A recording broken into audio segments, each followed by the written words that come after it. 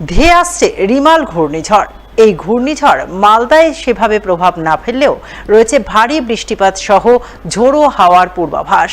তাই রিমালের প্রভাবের হাত থেকে বাঁচতে আগেভাগে সতর্কতামূলক ব্যবস্থা গ্রহণ করল মালদার জেলা প্রশাসন। যার অঙ্গ হিসেবে এদিন মালদা জেলা প্রশাসনিক ভবনে এক উচ্চ পর্যায়ের বৈঠক অনুষ্ঠিত হয়। বৈঠকে রিমাল ঘূর্ণিঝড়ের প্রভাব থেকে বাঁচতে কী ধরনের ব্যবস্থা নেওয়া হয়েছে তা প্রশাসনিক কর্তারা আরও একবার ঝালিয়ে নেন। বৈঠকে জেলার বিভিন্ন প্রান্তের মৎস্যজীবীরা অংশ নেন। তাদের ২৬ এবং ২৭ তারিখ এই দুদিন নদীতে মাছ ধরতে না যাওয়ার ব্যাপারে সাবধান করা হয়। এছাড়াও এই দুদিন জেলার সমস্ত নদীঘাটে ফেরি পারাপার বন্ধ করার নির্দেশ দেন প্রশাসনিক আধিকারিকরা। সর্বপ্রথম আমরা দুটো কন্ট্রোল রুম খুলেছি, একটা ব্যারাকে আছে, একটা আমাদের অফিসে আছে, যেখানে আমাদের 24 আওয়ার্স আমাদের লোকজন এখানে থাকছে এবং আমরা সবসময় মনিটরিং করছি।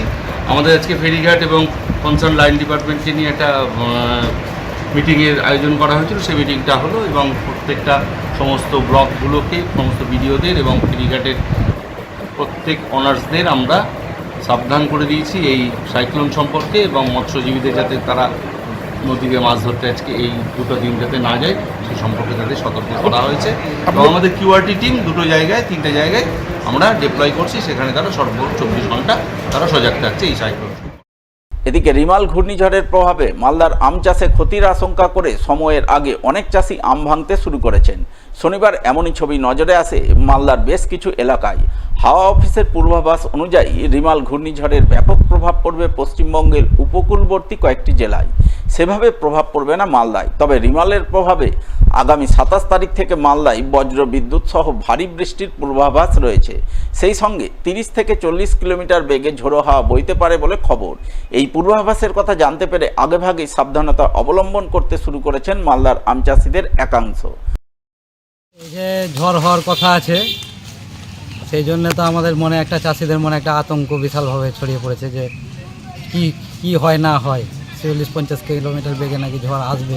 আচ্ছা, সেই ক্ষেত্রে যদি আমাদের এমনিতে এবছর আম হয়নি, আমরা চাষিরা তো এমনি এবছর শেষ, তাতে করে যদি ঝড়েই সব পড়ে যায় তো আরও আমরা শেষ হয়ে যাব।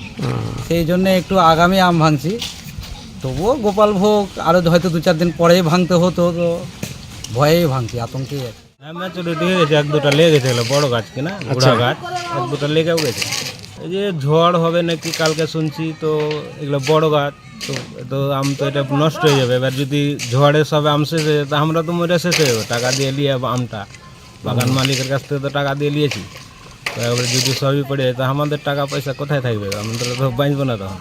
হ্যাঁ, ঝড়ের আতঙ্কে তো আমরা তো করছি।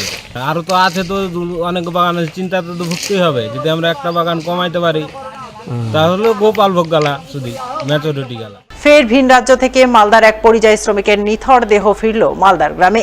ঘটনায় শনিবার শোকের ছায়া নেমে এলো কালিয়াচকের আলিপুর ২ নম্বর গ্রাম পঞ্চায়েতের ৫২ বিঘা এলাকায়। জানা গেছে, মৃত শ্রমিকের নাম মোজাম্মেল মমিন, বয়স ৩৯ বছর। বাড়িতে রয়েছে স্ত্রী সহ ছোট ছোট ৩ ছেলে মেয়ে। তাদের মুখের দিকে চেয়ে তিনি মাস ৩ আগে গুজরাটের আমেদাবাদে শ্রমিকের কাজ করতে যান। কিন্তু গত সোমবার তিনি হঠাৎ করেই অসুস্থ হয়ে পড়েন। ওই অবস্থাতেই ঠিকাদার সংস্থার লোকজন তাকে বাড়ির উদ্দেশ্যে ট্রেনে চাপিয়ে দেন, কিন্তু তার বাড়ি ফেরা হয়নি। ভোপালের কাছে চলন্ত ট্রেনেই তার মৃত্যু হয় বলে খবর। আহমেদাবাদ গুজরাট কাজে গেছি। কবে, কতদিন হলো? ৩ মাস আগে। কিসের কাজ করতো? ওই লেবারের কাজ করতো বিল্ডিং এ। কি হয়েছিল ঘটনা? শরীর হয়তো অসুস্থ হয়েছিল, তার বলে ওকে ট্রেনে চাপাইলো। একটা স্টপ আস্তে আস্তে তিনি মারা গেছে। তো ওখানে চিকিৎসার ব্যবস্থা করেনি? মানে এতটা তো সঠিকটা বলতে পারবো না। সোমবারের দিন মোটামুটি ৪টার সময়, তাহলে ৪টার সময় আমি খবর পেয়েছি। কয় ছেলে মেয়ে আছে? ছেলে মেয়ে 2 ছেলে আছে, একটা মেয়ে আছে। বড়টার বয়স? বড়টার বয়স তো মনে হয় 17 বছর, আর ছোটটা হয়ে গেল, তার ছোটটা হয়ে গেল 8 বছর, তার ছোটটা হলো 4 বছর মেয়ে। এরপর শনিবার তার কফিনবন্দি নিথর দেহ কালিয়াচকের গ্রামে পৌঁছয়, যা দেখে পরিবারবর্গ কান্নায় ভেঙে পড়েন। গোটা এলাকায় নেমে আসে শোকের ছায়া। আমার স্বামী বাইরে যায়, তবে আমি খাইতে এখন যাবে না, আমি এখন কি করে খাবো, কেমন করে চলবো? আমার স্বামী নাই এখন, 3টা বাচ্চাকে কেমন করে খাবো আমি? আমার কি আছে? কিছুই নাই আমার। ওই আমার ছিল বাড়ি ঘরে, এখন আমার আর কিছুই নাই, টাকা পয়সা আর কিছুই নাই। কেমন করে খাবো আমি? আমি সরকারের কাছে কিনে অনুদান চাইছি। জেলায় কাজ নেই, সেই কারণেই 52 বিঘা এলাকার অধিকাংশ পুরুষ ভিন রাজ্যে কাজের উদ্দেশ্যে পাড়ি দেন, কিন্তু ভিন রাজ্যে কাজে গিয়ে অনেকেরই অকাল মৃত্যু ঘটছে। মোজাম্মেল মমিনের ক্ষেত্রেও তা ঘটেছে। তার মৃত্যুতে তার পরিবারবর্গ অথই জলে পড়েছে। তাই তারা অসহায় পরিবারটির জন্য সরকারি সাহায্য সহযোগিতার আবেদন জানাচ্ছেন। 52 বিঘার মানুষ আপনার দীর্ঘদিন মানে বেশিরভাগ মানে 75% না 90% মানুষই পরযায়ী শ্রমিক। ফলে কাজে যায় ওখানে, এখানে কাজ যেহেতু নাই, এখানে কোনো কলকারখানাও নাই, কোনো কাজও নাই, ফলে মানুষ কাজের পেটের দায়ে চলে যাচ্ছে বাইরে কাজ করতে। এবং আমি সরকারের কাছে অনুরোধ করব যে সরকার যেন এর সুব্যবস্থা করে। 3টা ছেলে মেয়ে আছে, একজন উপার্জনকারী ছিল, এখন কেউ উপার্জনকারী নাই।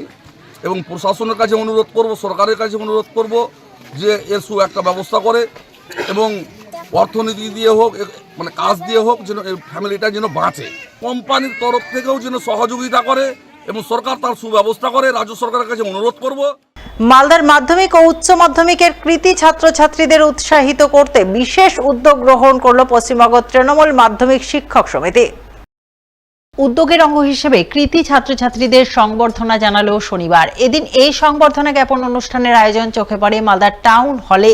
আমন্ত্রিত অতিথি হিসেবে উপস্থিত ছিলেন মালদা জেলা পরিষদের সভাধিপতি লিপিকা বর্মন ঘোষ, ইংরেজবাজার পৌরসভার চেয়ারম্যান কৃষ্ণেন্দু চৌধুরী, জেলা পরিষদের শিক্ষা কর্মাধ্যক্ষ ফজলুর হক, জেলা পরিষদ সদস্য প্রতিভা সিং সহ আরো অনেকেই। তারা সকলে মিলে এবারের মাধ্যমিক ও উচ্চ মাধ্যমিক পরীক্ষায় মালদার প্রথম থেকে 10ম স্থানাধিকারী ছেলে মেয়েদের সংবর্ধনা জানান, তাদের আগামী দিনে এগিয়ে যাওয়ার জন্য উৎসাহ প্রদান করেন। আমরা সদ্য প্রকাশিত মাধ্যমিক উচ্চ মাধ্যমিক পরীক্ষার যে ফলাফল, তাতে মালদার ছেলেমেয়েরা ভালো রেজাল্ট করেছে। এই ধরনের 1 থেকে 10 যারা কৃতী ছাত্রছাত্রী আছে তাদের পুরস্কৃত করার একটা অনুষ্ঠান করেছি। এই অনুষ্ঠানে আমাদের প্রত্যেক শিক্ষক শিক্ষার্থী যোগদান করেছেন এবং আমরা চেয়েছি যে এই জেলায় যে অনুষ্ঠানটা হচ্ছে এটাই প্রথম। এর আগে পশ্চিমবঙ্গে কোথাও এই ধরনের দেখিনি, সামগ্রিকভাবে একসাথে মাধ্যমিক উচ্চ মাধ্যমিকদের ছেলেমেয়েদের পুরস্কৃত করার ব্যাপারটা। আশা করি মালদা অন্যান্য জেলাকেও পথ দেখাবে এবং এই ধরনের অনুষ্ঠান আগামী দিনেও যাতে আমরা করতে পারি, এই জন্যই আমরা আশা রাখছি।